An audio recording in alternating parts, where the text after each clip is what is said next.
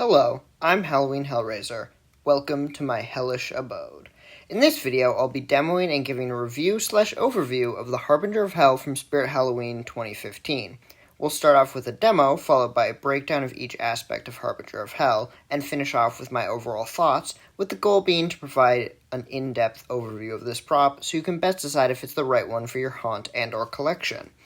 Harbinger of Hell is another animatronic I'm very biased towards. Once again, 2015 was not my first year going to Spirit, but it was the year that I got my first life-size animatronic, so many of the props that year make me very nostalgic. Harbinger of Hell, however, is the closest to my heart, as he was the one that I heavily considered purchasing as my first animatronic, and I now consider him to be by far my favorite of that year.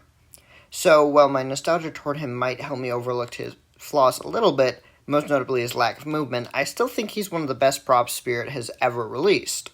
In fact, having just gotten him, my opinion of him has only improved because I've noticed details about him that I'd never noticed before. So now, without further ado, Harbinger of Hell.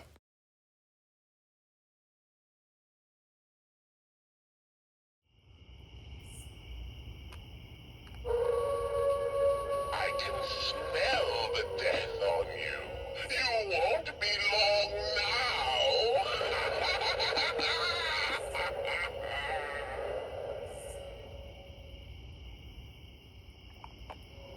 You could have had heaven, but you chose hell. Naturally. Where else can you be cast into an endless lake of fire and brimstone?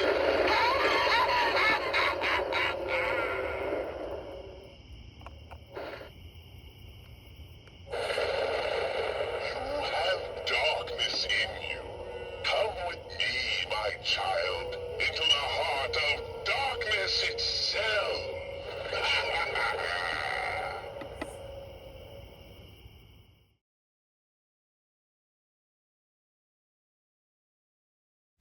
Before we get started, some baseline info about Harbinger of Hell.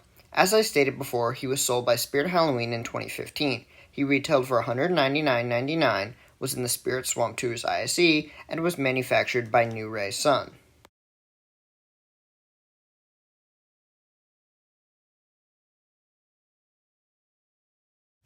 The first part of my review will be about the setup. A crucial part about determining whether or not you should get a prop is ease of setup. Harbinger of Hell falls on the slightly more difficult side. While I do believe people with lots of experience setting up props will have little trouble assembling him rapidly, it's worth noting that while he has a pretty standard SVI-style pole setup, the left leg jutting out employs a unique pole structure that isn't quite as intuitive. His robe is also big and requires some extra work to align correctly. Being an older prop, his instructions are just drawings, not photos of the actual prop. Additionally, one quick note about his box, and this goes for Compost Corps as well, even though they are 2015 boxes, the year Spirit eliminated the classic bloody dripping font from their boxes. Harbinger of Hell still has the green text and significantly more detailed background of the Spirit boxes of old. Overall, I'd give him a difficulty setup of 3 out of 5 because, well, it is a bit more complex of a setup than a simple pole-style prop. A 4 feels like a little too high of a difficulty rating.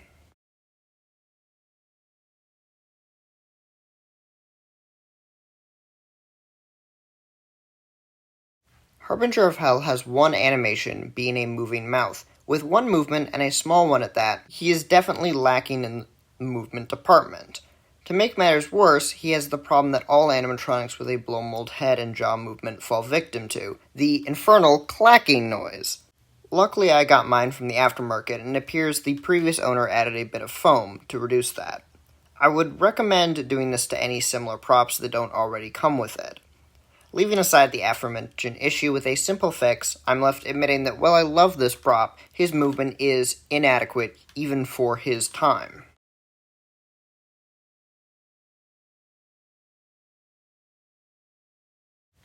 Animatronic lines are often ill-fit to the intended scariness. Yes, Harbinger of Hell speaks 3 phrases, but his lines are actually well written, not cheesy.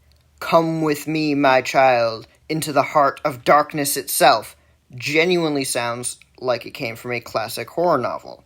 And the voice acting is impressively well done, because it really conveys the vibe of a demonic messenger come to collect your soul for his satanic master. The accompanying thunder and other sound effects make the audio even more suited to the character.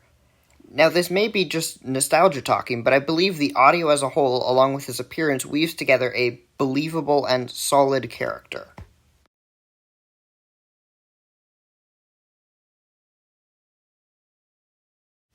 Where to start with Harbinger of Hell's appearance?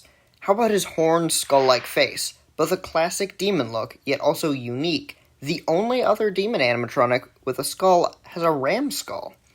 The sculpt is surprisingly detailed for a simple skull with horns, and in actually handling his head for the first time, I've realized that it's one of the most realistic skulls on a retail animatronic.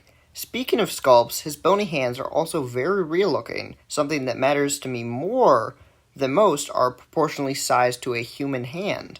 His overall color is a vibrant red, contrasted with his crimson red head and hands that fits his infernal nature. The thing that surprised me most after seeing him in my own hands is that his head and hands are not a solid red color, but actually very well dry brushed with a black and yellow highlight. Despite the fact that his robe looks simple, it has some amount of black and yellow paint on it as well. As a nice touch, they use red Velcro and a red sensor, things I've never seen before. In addition, I like the shape of his hood as well as how his robe drapes across his frame, accentuating his unique pose. His dynamic stance with one leg forward, pointing a bony finger towards you, and a position that suggests he's supporting himself on his staff maybe, not only are unique, at least as far as robed animatronics go, but work to enhance the already deep character. His staff is also a well-detailed sculpt, and it lights up, which is nice.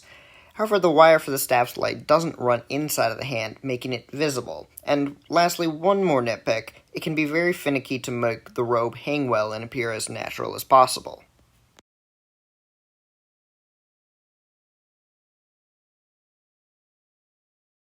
Harbinger of Hell has a few issues when it comes to his materials. First, I find it worth mentioning that some Harbinger's robes have decayed over time due to the material being a non-woven fabric. Although mine shows no signs of decay, and neither does my Pestilence the Smoldering Reaper, whose clothes are the same material. And second, his poles are significantly smaller than most other metal prop poles, making him a bit weak structurally. The worst example of this being his left leg assembly of poles that is secured to the base at only one point, really.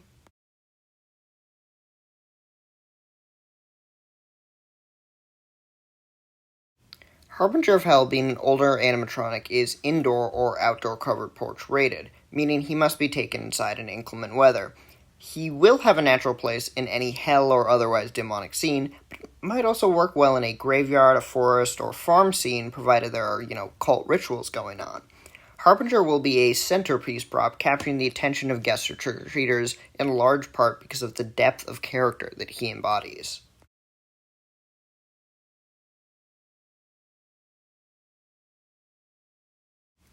As I stated previously, he retailed for $199.99, which is quite high, especially by 2015 standards. With one movement, mouth movement at that, and an unfortunately flimsy internal structure, it's hard to argue that he would be worth the price even in 2025. But somehow his character and his overall vibe make him one of the best props we've seen from Spirit to this day. Whether that makes it worth it is an individual judgment.